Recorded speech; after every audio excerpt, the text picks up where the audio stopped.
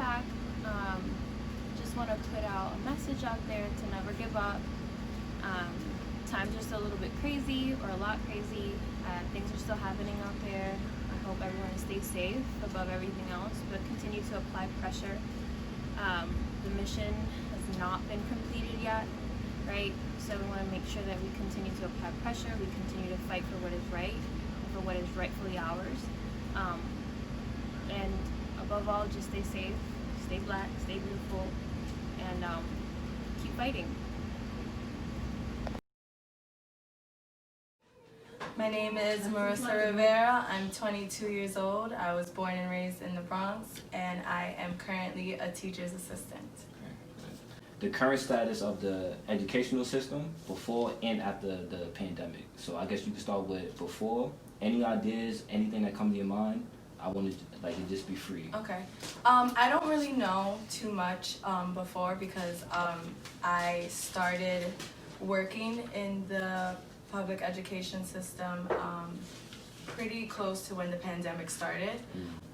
So before, I guess it was more direct contact, and I believe that teachers and teachers' assistants were able to move more freely throughout their day because they were interacting with the children on a face-to-face basis, versus now that we are contacting them via like computer and other technology. So it, for me, I wasn't teaching for long before the pandemic happened, but I was able to see how much it has changed, like the students' perspective and also the teachers' perspective, because in a way, you know, we're working a little harder to navigate and also transition in a way that is beneficial for both the students, parents, and teachers alike. And how do you see that sustaining over the course of time? So I definitely feel like the school has, since the start of this pandemic, has been on top of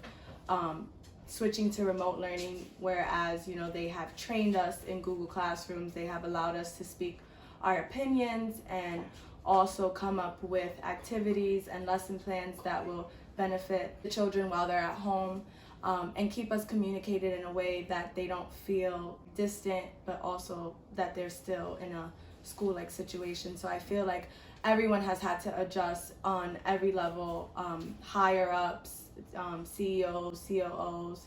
They have had to come up with plans that are correct for everybody, and also implement those plans amongst a bunch of schools and make it work throughout weeks. And also when things unfold, they have to inform. So it's been a fast-paced journey, I believe, but I feel like everybody has been working their hardest to keep things as normal as possible, or adjust to this new normal. Okay. So in other words, you're supportive of the new adjustment?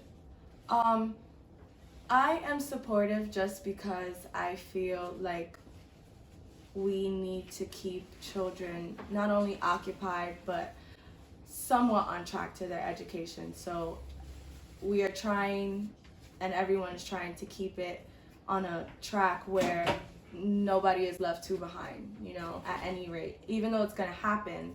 But you know, the harder we work, the easier it is for the children to transition back into school when things reopen. And although it's going to be tough and it's going to be a work in progress, but I definitely think we're working towards a goal where it could be implemented and we can use this experience in future learning. So do you feel like the kids are being failed with this new development situation, or? I feel like the children would be failed if we left them alone, if we sent them on their way home and just kind of told the parents, well, do whatever you can with them, you know?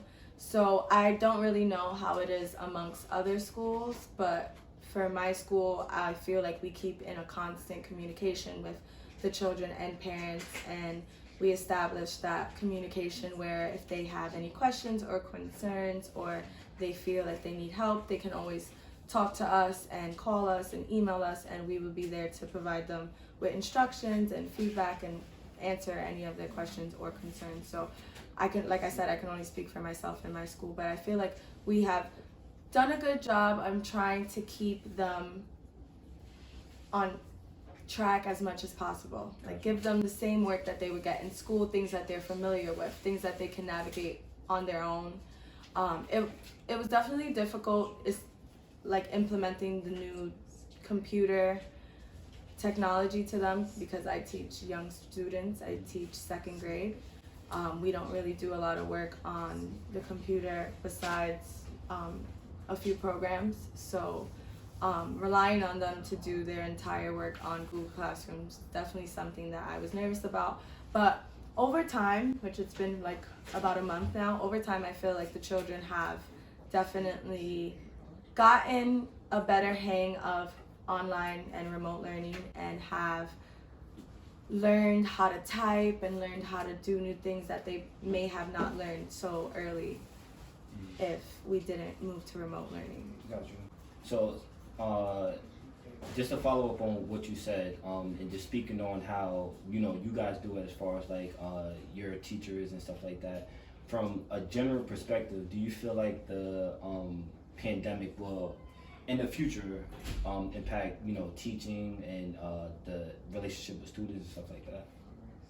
I definitely think that this will open a lot of schools and programs' eyes to the possibility of incorporating remote learning with in-person learning. So in situations where children are out sick for long periods of time or vacation or miss class, I think that we can learn from this maybe and incorporate remote learning in a way that it will work alongside regular in-person school.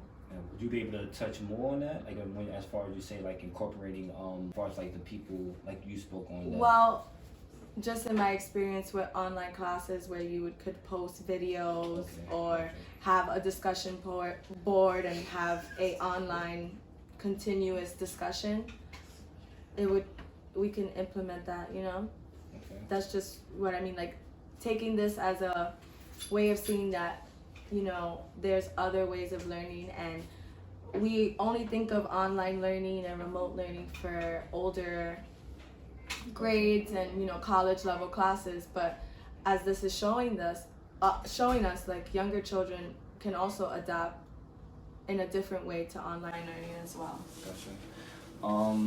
I asked you before the interview began, what was your inspiration to become a teacher? And you said that it was something that happened out of the blue. Can you touch on that, please? Yeah, so I never had any aspirations to be a teacher, but I always loved working with children. So I worked in a summer camp, I worked in a daycare, numerous daycares. So I had a lot of experience with children, and my career path has always been in a medical type of world. I originally wanted to be in pediatrics or OBGYN, and then I switched over to child psychology, specifically child development. So I feel like my background and just going to school in that, I had a lot of experience, and also like my resume and my job experience, that it was good for me to start in a place that I can get more experience for future studies, anything in my career. I have a lot of experience under my belt. Like I have years of teaching, working at a daycare, and it would be good to use that experience, in my work, in my studies, in my clients, wherever I choose to go in my future career. Okay. So the last question, I want to know some of your personal goals as far as bettering the system itself. Even with the whole pandemic going on, what are some of your own personal goals that you set for yourself to make the overall system better? Well, going into my job, I always said that I wanted to be a teacher that children, or like a TA that children felt close to and would relate to and remember in a way. Like I always said that I wanted to be a teacher that children weren't necessarily scared of, but respected, So I felt like in my time of being with my children that I definitely tried to establish a lot of communication and like talk to them and just see what works for them individually. So just to make the school more personal to the children, like, and what works for that specific child, I think would really benefit the system as a whole, because no child is alike, and they all learn and they all do things differently and learn things differently and show love differently. So you have to learn what works for them individually, and I feel like that has worked with me, of establishing the relationships, and even like now online, like emailing them personally, keeping a constant communication with them online, engaging with them. How are you? Like, we do meets where we see them like face to face and have them ask us any questions and stuff. So just keeping that up. Now I know I said that was the last question, but I guess based on your response, it was one more question I wanted to ask you, and that is, what is a dream to you? And based off your answer to that question, how would you spread it amongst the people in the world? My dream, like, for what? Not like what is a dream in general? Like, if someone randomly came to, like, let's say one of your students, and they asked you, what is a dream? And they left it at that, how would you answer that? I would say that was very advanced for them. Well, number one, 'cause that would stump me like it did right now. A dream can be interpreted in many ways. I feel like it is what it is for you. Like, a dream can be a goal. A dream can be something that you look forward to in the future. A dream could be something that you wish to obtain, or it can be materialistic. So I feel like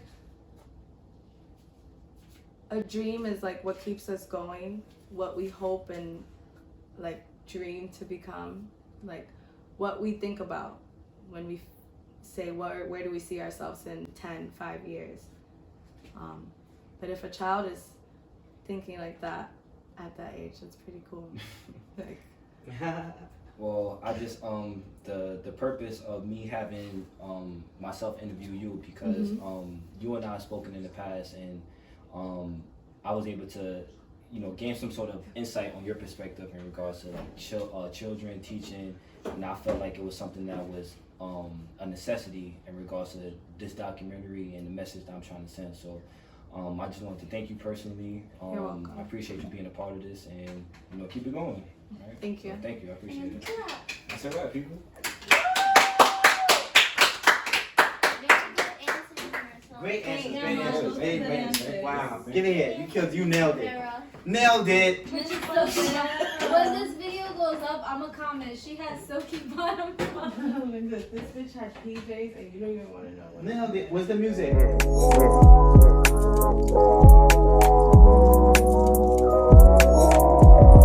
Listen, say. Thanks to Kenny for all the words that he gave me. He gave me his 2 pennies. He says that I need his saving. This one for the family. Man, he done see me damaged. Understanding we ain't average. We moved to a different planet. We